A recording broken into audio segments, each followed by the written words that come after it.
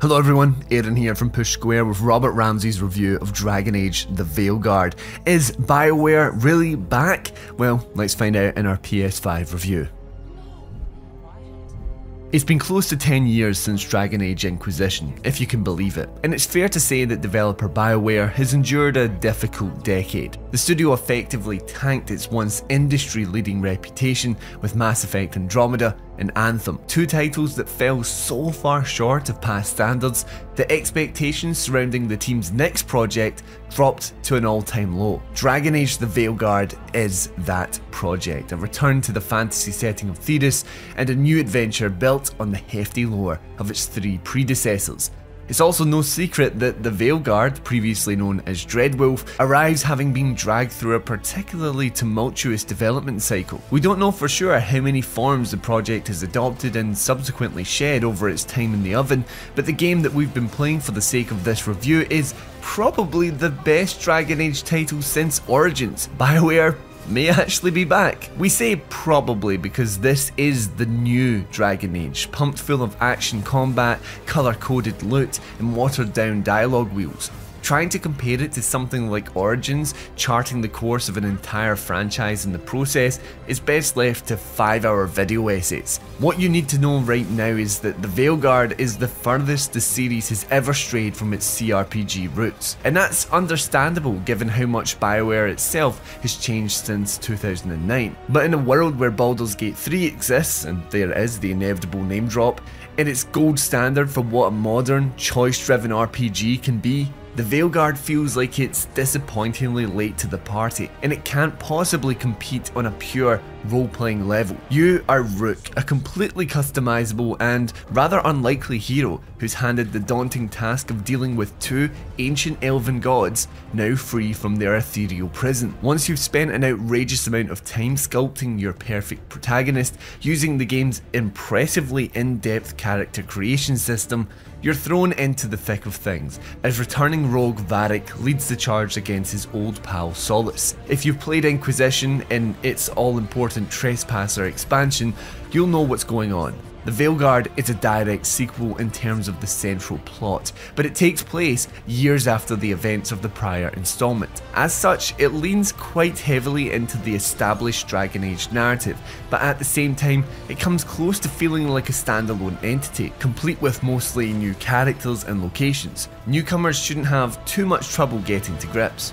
The game starts off really strong, a string of dramatic and fast-paced story missions set the tone, providing peak Bioware vibes. As the adventure opens up with Rook having made an otherworldly structure known as the Lighthouse into a base of operations, it becomes clear that Mass Effect 2 was a big inspiration on the game's structural spine. Basically, Rook needs to assemble a team to bring down those pesky gods, and so a web of character-driven storylines starts to take shape. Bioware's best games have always been defined by their characters, and while it's unlikely that Rook's allies will ever be placed on the same pedestal as Garrus or Morrigan or hell, even Varric, The Veilguard offers up some endearing personalities throughout. By the time we hit the main story's final stretch, we cared quite strongly about Rook and the gang, and if that's not Bioware getting back on track, we don't know what is. However, the writing can be a bit cute, for lack of a better word, often missing the kind of wit and punch that makes modern classics like Baldur's Gate 3 or The Witcher 3 so compelling. But even with a few too many Marvel-like quips being flung around, the script is emotionally engaging when it matters. This can be a truly gripping RPG when you're forced to agonise over key story choices, holding your breath as the consequences play out. The problem is that these weighted, story-shifting decisions are fairly few and far between. The vast majority of your dialogue options boil down to choosing how Rook reacts to a current situation, as opposed to actually impacting it. Granted, being able to shape your hero's personality through somewhat superficial dialogue is important, it helps you connect after all, but we found ourselves yearning for more meaningful interactions every now and again. It's not like the Veilguard has abandoned its Dragon Age DNA though. In fact, what are arguably your most affecting decisions come right at the beginning of the game, as you're able to choose Rook's race, background and class. These choices echo through the entire adventure, making surprisingly significant changes to dialogue and how you're perceived by both party members and the world's wider factions. Structurally, the Veilguard is set across a number of separate locations, each of which can be travelled to via huge magical mirrors called Illuvians. Your hub, the aforementioned lighthouse, is at the heart of this network, granting you convenient access to wherever your next quest happens to begin. Some of these locations are one-time stops, places where main missions and important companion quests occur. They're linear by design, letting Bioware craft some superb set pieces backed by stunning scenery. This is where the Veilguard is at its best, stacking carefully constructed combat encounters on top of engaging exploration and tense story moments. Again, it's peak Bioware. The year is 2024 though, and so AAA games aren't allowed to just flow. The Veilguard isn't open world, but it does feature a number of large, seamless environments that house generic side quests and too many map icons. It's very reminiscent of God of War from 2018 or God of War Ragnarok, a Metroidvania-like approach where specific companion abilities open additional paths, leading to hidden treasure chests. Fortunately, this isn't the same kind of bloat that crippled Inquisition. There are nowhere near as many MMO-like fetch quests, and your efforts are usually rewarded with unique loot and cool boss fights. But there is an argument to be made that the Veilguard would be a better overall experience if you trimmed a lot of the fat and just stuck with curated Mass Effect 2 styled missions. As mentioned, Dragon Age is a full-on action RPG now, although it does have some time-stopping command menus that let you issue orders to your current teammates. It's essentially Mass Effect's combat blueprint, but with swords, shields and magic. There are even detonations to consider that are skill combos that result in high damage chain reactions. Shepard would be proud. Now, thanks to some tricky enemy types and deceptive parrying timings,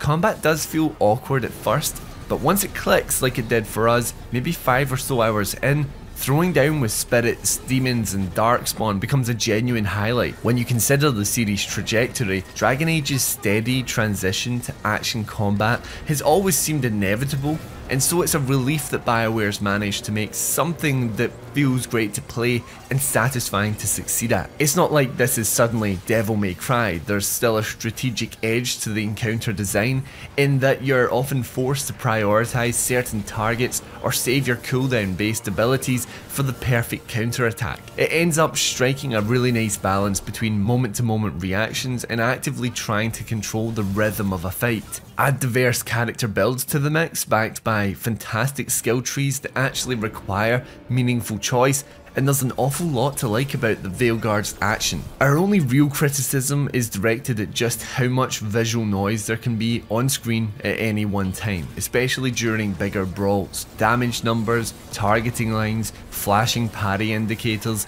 it can seriously hamper your ability to read the battlefield. Thankfully, Bioware's gone above and beyond with the game's settings, which let you fully customize the user interface, including text size, subtitle backgrounds, objective markers, tooltips and more. Likewise, combat difficulty can be tweaked to an impressive extent, letting you fine-tune everything from damage calculations to the timing on dodge and parry windows. Performance is near perfect on PS5 too.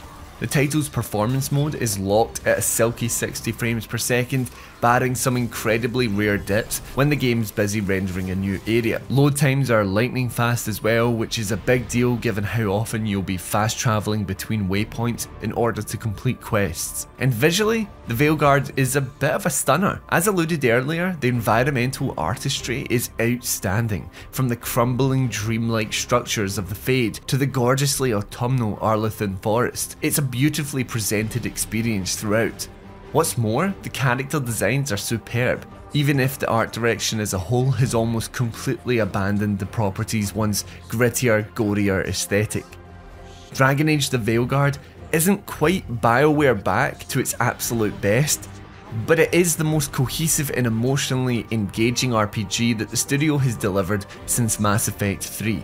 Its shift to punchy action combat is an improvement over Inquisition's middle-of-the-road approach, and although the game feels a little light on meaningful player choice, the storytelling pulls no punches when it actually matters. This is a gorgeous and gripping adventure backed by a cast of endearing heroes and deliciously devious villains. We're giving Dragon Age The Veilguard an 8 out of 10.